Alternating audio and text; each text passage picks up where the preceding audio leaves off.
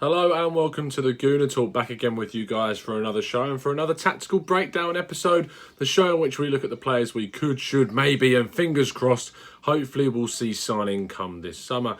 Now, after we are reeling from the reveal trailer that was released for Arsenal's new kit, I'm hoping that soon we'll be able to see some new players in that new kit. That came along with a very fresh video. I much enjoyed it. I hope you did too. And if you did, please tell me in the comments that you enjoyed the new kit. Do you like it? I certainly do. I like the away one that's been supposedly leaked as well, if we are to believe that that is going to be it. But as well as leaving your comments, which are always extremely kind, please like and subscribe if you're new around here with those notifications turned on so you never miss a show. And we'll get into the video and talk about the player which we're going to do today in just a second. But first things first, I want to say that our good friends Mike and Andy at the Gooners podcast are doing a very, very good thing right now. They are backing a very good cause and doing the Gooners versus Cancer fundraiser. And if you would like to learn some more and get involved with those guys and really support a really great cause, the link is in the description. So please go and donate. Please go and help those guys out because they're doing a really, really good thing. So yeah, please go check those guys out, and I hope that you donate and commit to that cause. But let's now get straight into the reason why you're here, which is obviously to join me for the tactical breakdown of Dan-Axel Zagadou, arguably my favourite named player ever. It used to be Axel Witsel, which is ironic because obviously this guy has also got Axel in his name, but Zagadou on the end of that. I mean, could you ask for any more? I mean, there's chants in the Arsenal fans already going through my head that I can think of. I'm sure you can as well. But we're going to break this guy down, talk about whether I think he should be signed for us, talk about the statistics obviously go into his game, and you're also going to get a little cameo appearance from my good friend Drew, who is a Bundesliga expert, as we all know. Long-time listeners of the show will know about Drew's involvement and his expertise in the Bundesliga, and you're going to hear from him in a little bit as well. But let's talk about the Frenchman. So his background, he joined Dortmund from PSG on a free transfer after his contract expired, and it came about that he knew he wasn't going to get any time in that PSG team. And why would you when you've got the likes of Marquinhos, Kimpembe and Thiago Silva in that centre-back role? It's very unlikely you're going to get in there. So he moved to Dortmund, still a very, very good team, but a team which definitely gives chances to youngsters. We've seen their backline is full of youngsters, the likes of Diallo and Akanji in there as well. They've got obviously Jadon Sancho playing up there, Rafa Guerreiro, sort of not as young as he used to be for sure, but he's certainly someone who was given a chance after coming from the French league as well. So they've got some really good players in that team, and it's hopeful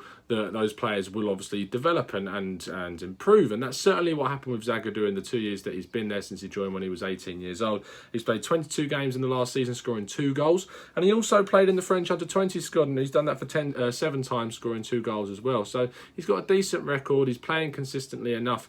But it's really the statistics we want to go into. Now, I wanted to compare him with someone, I know that I've done a lot of these transfer videos and we've talked about who they compare with the Arsenal team, but I wanted to compare him with someone that it seemingly will see sign for Arsenal, but we won't necessarily see play next season, and that is William Saliba. Now, William Saliba is obviously a player that we've been linked to with a €27 million move for the Frenchman, but will be going back on loan to Saint-Etienne. Now, if we're signing this guy, hopefully you'd see us sign some other players in as backup, and someone that's going to come in and play in that first team. Now, what you want to really see from that is someone signed for the first team whose stats definitely outweigh that of the player that's going to be going on loan as more of a prospect. And I can promise you're going to see that with Dan-Axel Zagadou. So let's get straight into it and talk about the comparisons. First off, the clear difference, as you can see in the heat maps on your screen now, is that Zagadou is a left-footed player playing on the left-hand side, whereas Saliba is a right-footed centre-back playing on the right-hand side and actually can deputise at right-back, and Zagadou can deputise at left-back as well. So you've got that versatility from the guy as well. We like defensive versatility. We know how many injuries we get, and we will appreciate someone coming in like Dan-Axel Zagadou, who can play in multiple positions across that back line and provide us with a little bit more depth.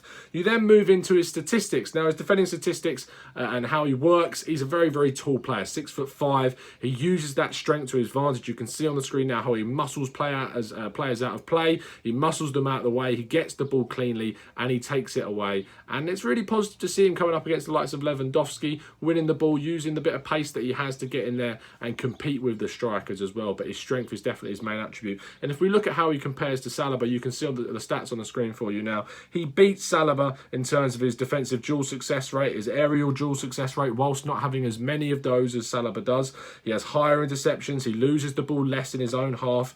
Although Saliba does lose the ball less, it's not more of it is, or less of it is going on in his own half for Zagadou. He has more recoveries, he has more block shots, more clearances, but he does commit more fouls than Saliba does, and he does receive more yellow cards than Saliba does. Now, they highly outweigh Saliba in loads of different areas. As a player that's 2 years older, playing in a better league for a better team, you probably would expect that to get in some better coaching and better development. And playing for a team like Dortmund, you know that you have to be good. You know that you have to be up there for a team that's competing for the Bundesliga and hopefully into the latter stage of the Champions League. And he certainly showed under Lucien Favre that he can have those abilities to play in that first team and show real skill and talent in that area. In terms of his passing, he makes more passes and higher accuracy of passes than Saliba does. His number of long passes is higher, although his accuracy is lower. The number of passes he receives is higher. The number of forward passes he makes is more, and his accuracy is also higher in his forward passing.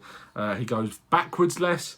And in terms of obviously the types of passes that you can see on the screen now, the types of passes that he's making, he can spray that ball out, he can find wingers with his sprayed out long balls, which is what you want to see. Is definitely a trait that a lot more modern centre-backs need in their game, is to be able to accurately spray the ball out wide.